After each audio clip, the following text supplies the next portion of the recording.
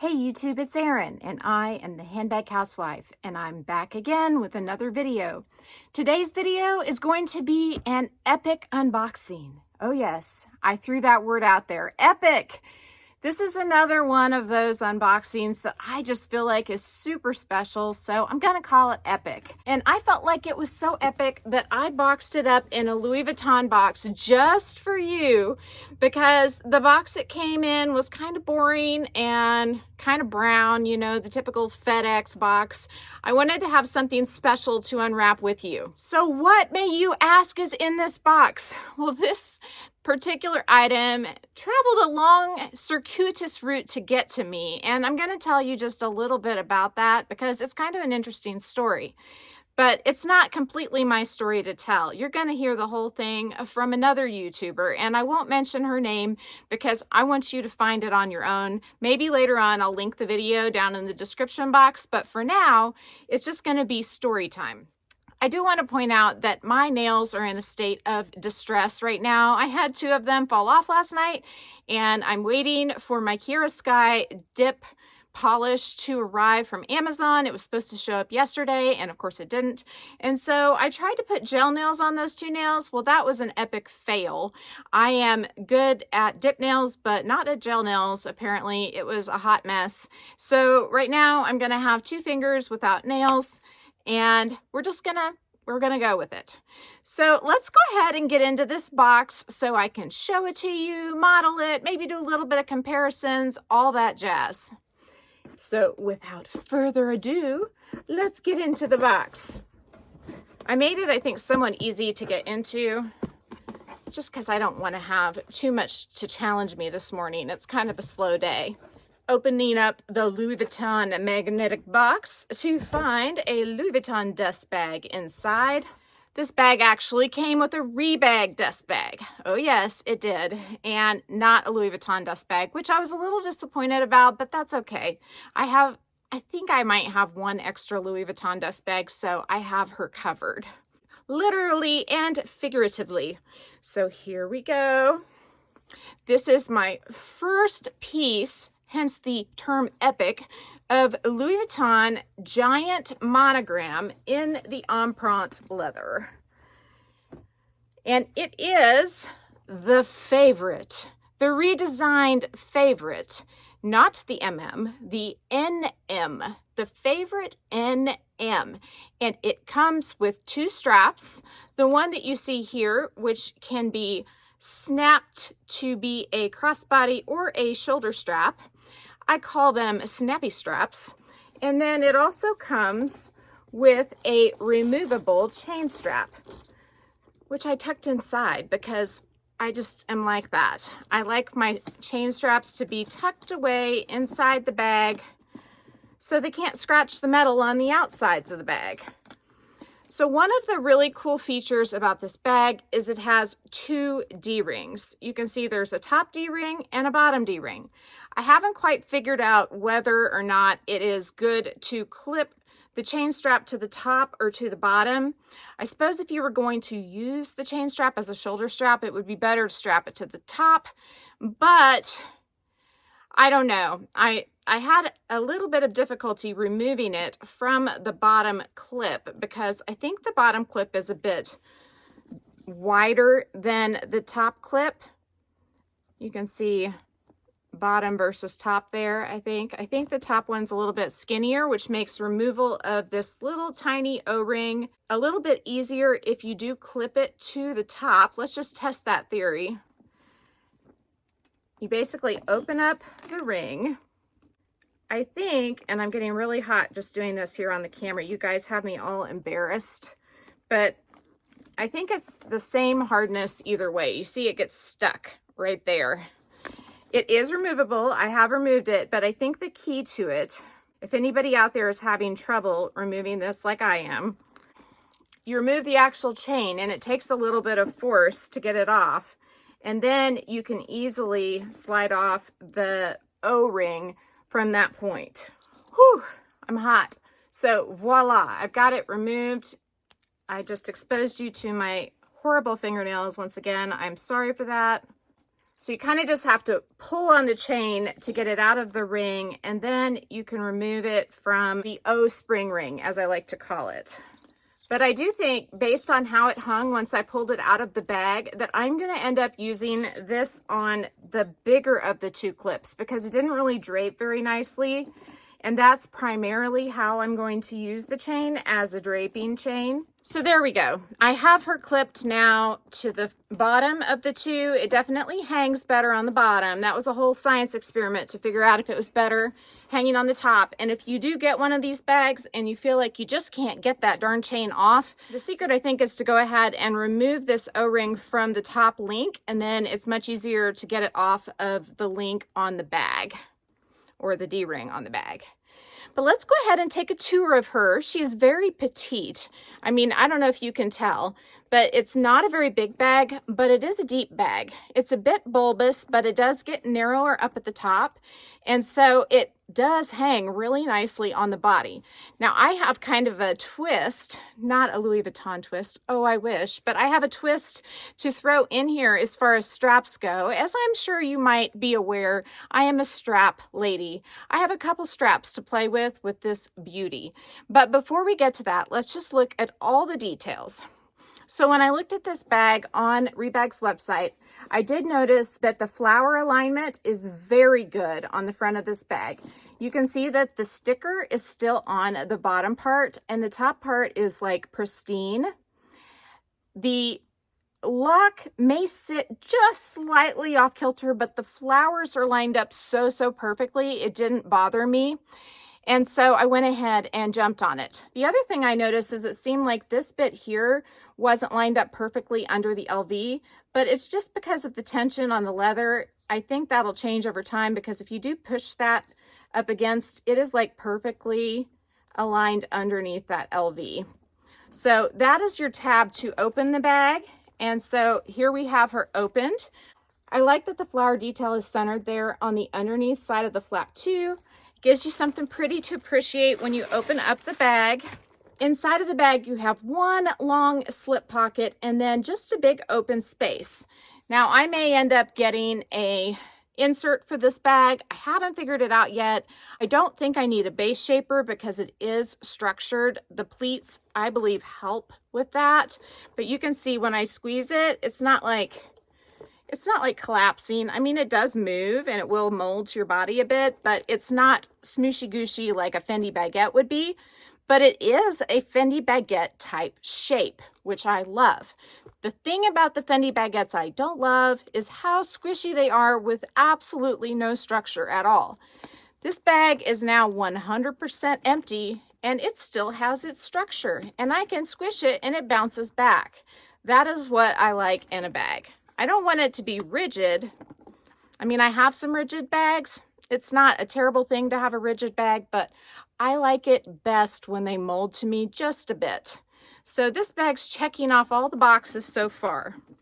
I probably should grab my glasses so I can examine her with you, so I will be right back. It turns out my glasses were right here all along. So one of the things I kind of wonder about with the Empreinte is that there might be chipping of this paint. So I want to examine this piece, and if I got any piece directly from Louis Vuitton, I would do the same. I also want to examine the glazing around the sides of the bag, and I just want to look it over all the way around. I love how the flap is attached on this bag because you don't have the glazing meeting up at a junction. Because you don't have the glazing meeting up at a junction like right here, like the Pochette Matisse does. So I think you're going to avoid the cracking that you might see normally.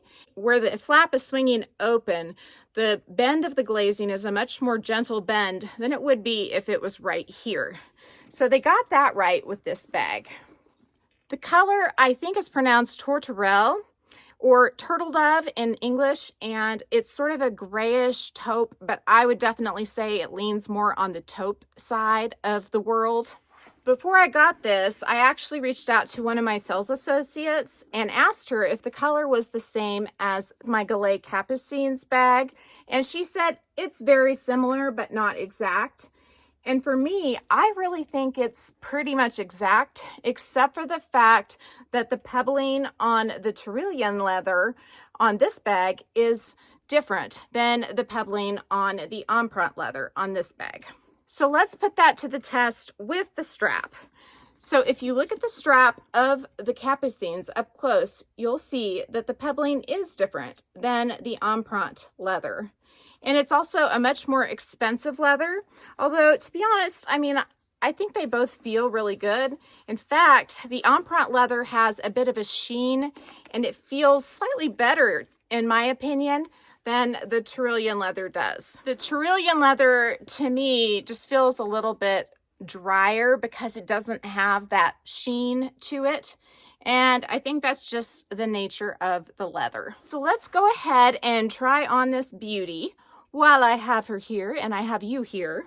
With this strap, I plan on wearing this bag on my shoulder because I do not like the snappy straps crossbody. Whenever you do adjust these straps, you just pop loose the snaps on both sides, let it slide open like so, and then it's ready to go. Now, I am 5'8", about 145 pounds, unless this last weekend got to me, and it is a higher crossbody on me. And so if you are taller than me, it may be too short for you. Or maybe you like the whole European style of crossbody bags where you wear it close to your boobage. But I find it comfortable this way, except for the darn snappy bits up at the top. I can fix that a little bit by tilting the bag and having those bits up there go down just a bit lower on my back instead of being on my shoulder. So this is a comfortable way to wear this bag when it's just tipped like this, and I do kind of like that look. However, if I did want to wear this bag as a longer crossbody, oh man, I have options. And it's all because of my lovely Capucines, which I got from my friend Amy. She has her own YouTube channel, Amy Michelle Luxury. So let's go ahead and try this bag on with the oh so comfortable Tyrolean leather Capucine strap in the color Gallet. So crossbody, I do think it is a bit more flattering when it's dropped down lower. You can see that the curve of the bag works really well with my curve anyway. And I do really like it that way. And I feel like the strap is almost as close as you can possibly get.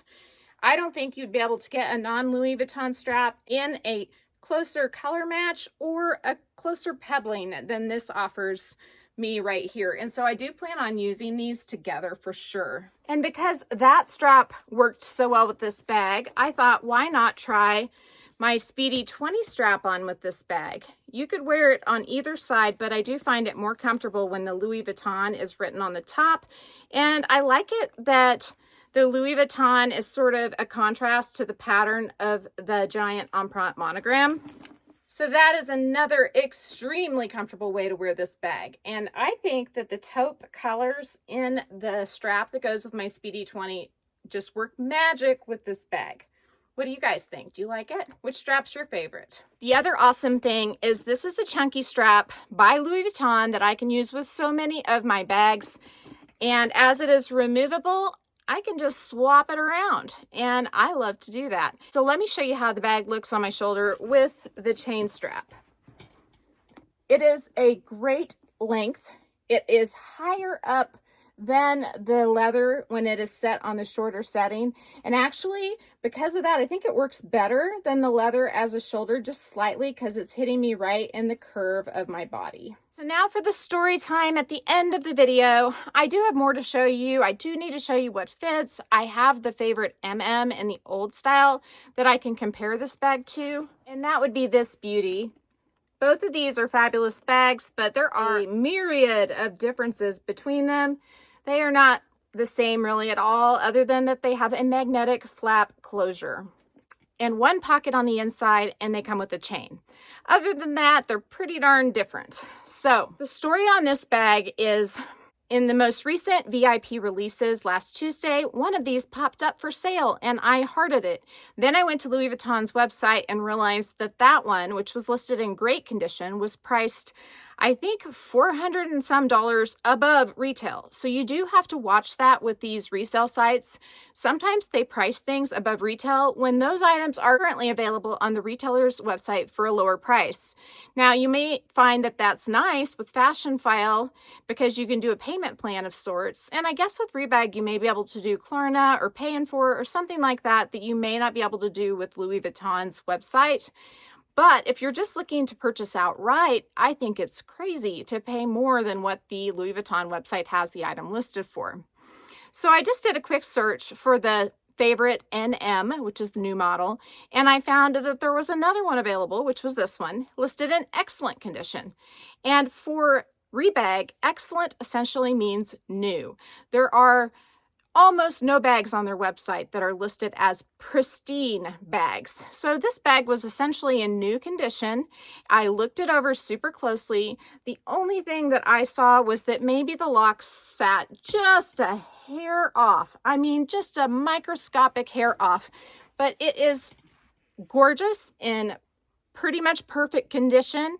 I mean, it is a fabulous bag. I can't tell you how excited I am about this. So when I was looking at it, I realized that this possibly could be a bag that one of my friends traded to Rebag. And I wasn't sure, so I went back and watched some videos and figured out that yes, this is the bag that she traded from Rebag. And she has a story to tell about this, but I don't want to get into it because it's her story to tell. But this is the bag that she traded to Rebag. The trade fell through. She wanted to get her bag back and Rebag wouldn't let her have it back. And they had priced it extremely high and it had sat there and sat there and sat there. And it got down so where it was priced a couple $100 below retail because it had sat there for that long. And since I am a diamond member with Rebag, which is kind of their top tier level, I get a 15% off coupon once a year. So I used that 15% off coupon, which basically allowed me to save about 20% off of retail on this beauty. And so I think that that's a deal, especially because I know where the bag came from. I know that it was never used. In fact, like I said, it still has the sticker on the plate. And so while I hate the situation that Rebag put my friend in, I do love knowing where this bag came from and that it had not been used. So that is the short form content story of how I got this bag. And I think it's kind of crazy, but I did get to watch some videos on it beforehand. I did get to check it out and I am so happy that she is now part of my collection. And until I have a horrible experience with Rebag, I probably will continue to buy from them from time to time. Although my spending has decreased dramatically recently, I just am not feeling it at the moment. And I also have cut back my YouTube content to once per week recently. I may do twice per week occasionally, but I'm cutting back my content for the time being because I need to focus on some family things and focusing on what's important. And so while bags are important to me, they are beautiful, fabulous, and wonderful. They are things. And so I'm readjusting my priorities just a bit. But I did want to jump on here and share this gorgeous find with you. And I do plan on coming back at you again in a week, if not before then. So if you like this video, please give me a big thumbs up. If you haven't subscribed to my channel yet, what are you waiting for? Do it and ring the notification bell so that you are notified of future exciting content such as this. Also, go find me on Instagram. The name there is the same. It's the @ then the Handbag Housewife, all lowercase. You can DM me there or you can email me at thehandbaghousewife@gmail.com. If I don't hear from you, I will see you again real soon. Take care and have a fabulous day. Bye.